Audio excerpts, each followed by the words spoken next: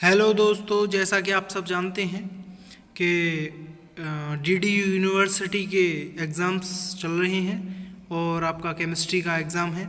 उसी के मद्देनजर रखते हुए आज हमने कुछ इंपॉर्टेंट क्वेश्चंस लाए हैं हम आपके लिए। यहाँ पे सबसे पहला क्वेश्चन है आपके लिए, number of orbitals in 2p subshell is. यहाँ कितने ऑर्बिटल्स होते हैं 2p सबसेल के अंदर? आपका होगा आंसर होगा 3। आपके पास 3 ऑर्बिटल्स होते हैं 2p सबसेल के अंदर। आगे चलते हैं क्वेश्चन नंबर 2 की तरफ। Number of orbitals having azimuthal quantum number L is. कितने ऑर्बिटल्स में एजीमुथल क्वांटम नंबर होता है? ये होता है 2l+1। क्या होता है? 2l+1।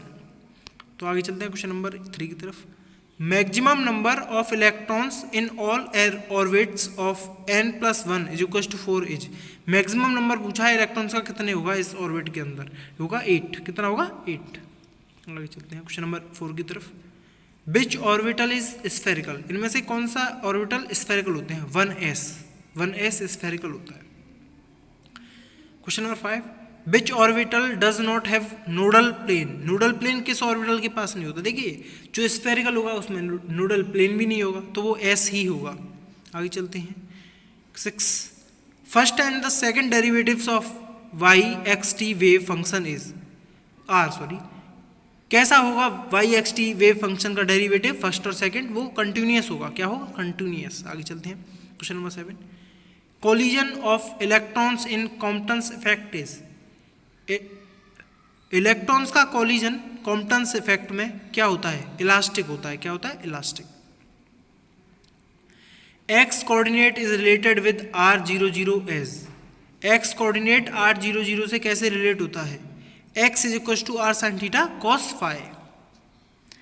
Normalised wave function for particle moving in 1 dimensional boxes. 1 dimensional box में अगर पार्टिकल मूव करता है तो उसके लिए जो वेव फंक्शन होगा वो क्या होगा? √2/a sin n x pi x/a। ये होगा आपका wave function. Question number 10, 2 electrons are under the effect of 2 nucleus. Their wave functions are psi a and psi, ये गलत हो गया थोड़ा, psi a and psi v होगा। Then their combined wavelength is, उनकी combined wavelength क्या होगी? उनकी combined wavelength होगी psi = psi a plus psi v। Question number 11, the wave function of electron is psi, then probability density is। probability density क्या होगी उसकी? Sine square. Question number 12, number of orbitals formed by combination of 2 atomic orbitals is. 2 atomic orbitals के द्वारा जो number of orbitals बनता है वो कितना बनता है? वो 2 होता है। क्या होता है? 2। विच of the following is molecular orbital. इनमें से कौन सा मॉलिक्यूलर ऑर्बिटल होता है एंटी बॉन्डिंग वाला? कौन सा? एंटी बॉन्डिंग वाला। Which is the stable molecular orbital. इनमें से कौन सा स्टेबल मॉलिक्यूलर ऑर्बिटल होता है? सिग्मा। कौन सा होता है? Sigma. In hydrogen molecules orbitals are. Hydrogen molecule के अंदर मॉलिक्यूलर ऑर्बिटल्स कैसे होते हैं? वो sigma and sigma star. Molecular orbital is methane is. Methane के अंदर मॉलिक्यूलर ऑर्बिटल क्या होता है? ये होगा आपका option number A, sigma. Question number 17, molecular orbitals in NO is. Nitrogen oxide के अंदर मॉलिक्यूलर ऑर्बिट कैसी होती है? सिग्मा या पाई? दोनों होती है, बोथ होता है यहाँ पे। ऊपर वाले में मॉलिक्यूलर, मीथेन में भी बोथ होता है। मीथेन में भी बोथ होता है। यहाँ पे मॉलिक्यूलर ऑर्बिट NO का भी बोथ होता है। Question number 18, in molecular orbital theory the science of molecular orbitals are. In molecular orbital theory the science of molecular orbitals are. ये होता है option number B, sigma, pi and delta. Sigma, pi and delta, ये molecular orbitals के sign होते हैं। आगे चलते हैं क्वेश्चन नंबर 19 की तरफ। If difference between number of bonding and anti bonding orbitals is 3। Anti bonding orbitals और बॉन्डिंग ऑर्बिटल्स के बीच में डिफरेंस है 3 का। Then electron pair in the molecule is. Electron pair क्या होगा? वो 3 का होगा। क्या होगा? 3। Which is having triangular structure है। किसके पास ट्रायंगुलर स्ट्रक्चर होता है? VF3 के पास। किसके पास? VF3। Which molecule is planar? इनमें से कौन सा मॉलिक्यूल प्लेनर है? C6H6 प्लेनर है पूरा। Structure of NH3 is pyramidal. NH3 का स्ट्रक्चर पिरामिडल होता है। Hybridisation in SO2 is, SO2 के अंदर हाइब्रिडाइजेशन कैसा होता है? sp2। sp3 hybridization is found in, sp3 hybridization carbonate ion के अंदर पाया जाता है। किसके अंदर? कार्बोनेट आयन के अंदर। Number of orbitals in d subshell is, d subshell के अंदर कितने ऑर्बिटल्स होते हैं? 5। Principal quantum number n represents, n किसको रिप्रेजेंट करता है? Size of orbitals. किसको? साइज ऑफ ऑर्बिटल्स को। Quantum numbers of fourth electron VE is, of VE is, quantum number fourth electron का क्या होगा? N2 सेकेंड ऑर्बिटल में होता है फोर्थ इलेक्ट्रॉन, L 0, और जो L क्या है वो 0 होता है, M 0 होता है, S-1/2। ये होगा आपका क्वांटम नंबर्स। किसके लिए? फोर्थ इलेक्ट्रॉन के लिए, बेरिलियम के फोर्थ इलेक्ट्रॉन के लिए। Magnetic quantum number is related with, magnetic quantum number आपका ओरिएंटेशन से रिलेट करता है। किससे? ओरिएंटेशन। आगे चलते हैं question number 29। Number of unpaired electrons in Cr+3 is, unpaired electron Cr+3 में कितने होते हैं? 3। According to BPT total wave function of molecule is, total wave function क्या होता है? Psi total is equal to psi covalent plus delta ionic, sorry lambda ionic. दोबारा से बोल देता हूँ, psi total is equals to psi covalent plus delta नहीं, lambda ionic. आगे चलते हैं question number 31। Bond order of BE molecule is, BE molecule का बॉन्ड ऑर्डर क्या है? 0। Linear momentum operator at R coordinate is, R coordinate के अंदर linear momentum operator क्या है? 2πi/h, 2πi/h delta upon delta k, d/dk कह सकते हैं इसे। आगे चलते हैं question number 33। According to Coulomb's law force between two charges is, देखिए अकॉर्डिंग कूलम्स लॉ के अकॉर्डिंग दो चार्जेस के बीच में फोर्स कितना होता है? देखिए -E ZE/r², ये होता है आपका दो चार्जेस के बीच में फोर्स जो है। Question number 34। Relation between total wave function beta, radical part of wave function and angular part of wave function.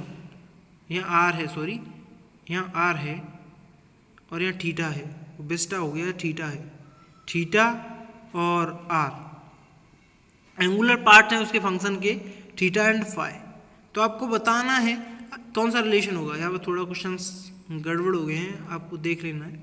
तो यहाँ आपका आंसर होगा phi total is equal to phi R into phi theta lambda, sorry theta phi. Question number 35। Which of the following combination of atomic orbitals will give molecular orbitals? इनमें से कौन सा combination atomic orbitals का molecular orbitals देता है? देखिए SPX, S and PX। देखिए S जो है वो क्या देता है? एटमिक ऑर्बिटल्स को, और PX भी एटमिक ऑर्बिटल्स की ही कॉम्बिनेशन की बात करता है। Question number 36। Which of the molecular orbital have highest energy? किस मॉलिक्यूलर ऑर्बिटल के पास हाईएस्ट एनर्जी होती है? देखिए यहाँ पे होता है sigma star 2pz, sigma star 2pz। इस ऑर्बिटल्स के बाद मॉलिक्यूलर ऑर्बिटल के पास हाईएस्ट एनर्जी होगी इनमें से। Founder of valence bond theory was, देखिए वैलेंस बॉन्ड थ्योरी किसने दी थी? हाइडर एंड लंदन। ये दो साइंटिस्ट थे जिन्होंने वैलेंस बॉन्ड थ्योरी के बारे में हमको अवगत कराया था। आगे चलते हैं। Which scientist was awarded by Nobel prize for contribution of MOT? Molecular orbital theory का किस साइंटिस्ट को पुरस्कार, नोबेल पुरस्कार दिया गया था? ये थे मुल्कन। कौन थे? Mulliken. Question number 39। Which of the following is false for curve of potential energy when two hydrogen atoms come closer to form hydrogen molecule। जब दो हाइड्रोजन एटम्स एक हाइड्रोजन मॉलिक्यूल बनाने के बहुत नज़दीक आ जाते हैं तो पोटेंशियल एनर्जी का कर्व कैसा होगा, इनमें से कौन सा गलत है उस कर्व के रिलेटेड।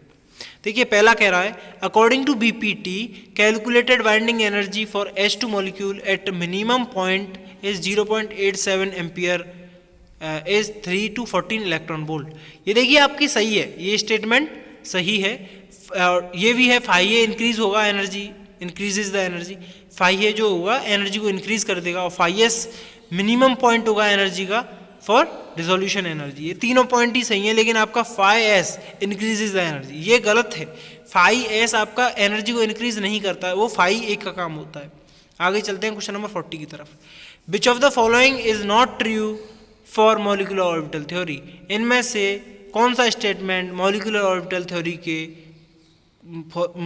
थ्योरी का करेक्ट एक्सप्लेनेशन नहीं है। For molecules orbitals are used. Molecules के लिए ऑर्बिटल्स यूज की जाती हैं। Molecular orbitals are form due to linear combination of atoms. Linear combination of atoms से बनती हैं, ये भी सही है। Real wave function of molecule is contribution of different structures. Real wave functions different molecule का वो डिफरेंट स्ट्रक्चर्स का कॉम्बिनेशन होता है, ये आपकी बात बिल्कुल ही गलत है। डिफरेंट स्ट्रक्चर्स का क्यों होगा, रियल वेव फंक्शन उसी की मॉलिक्यूल्स की वेव्स का वेव फंक्शन होगा ना। आगे चलते हैं question number 41। For the following formation of molecular orbital atomic orbitals must satisfy. देखिए मॉलिक्यूलर ऑर्बिटल्स बनाने के लिए एटमिक ऑर्बिटल्स को क्या होना जरूरी है, देखिए उनकी एनर्जी कंपेरेबल होना जरूरी है, ये बात सही है। Their energy should be comparable. और उनकी जो वेव फंक्शन है ऑर्बिटल्स का, एटमिक ऑर्बिटल्स का, वो ओवरलैप करना चाहिए, तो ये भी सही है।